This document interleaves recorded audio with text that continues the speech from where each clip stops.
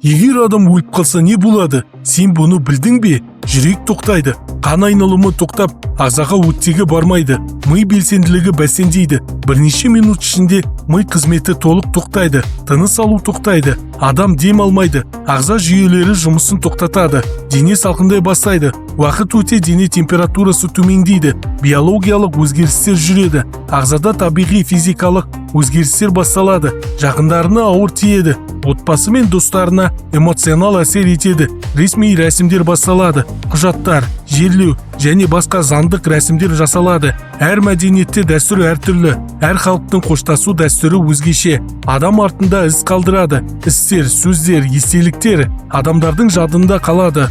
Бұл өмірдің қадірін түсіндіреді. Көп адам осындай ойдан кейін уақытты бағалай бастайды. Өмір шектеулі болғандықтан әр күннің қадірін білу маңызды. Осындай қызықты әрі пайдалы фактілерді тағы да білгің келсе, арнаға тіркеліп лайк басуды ұмытпа.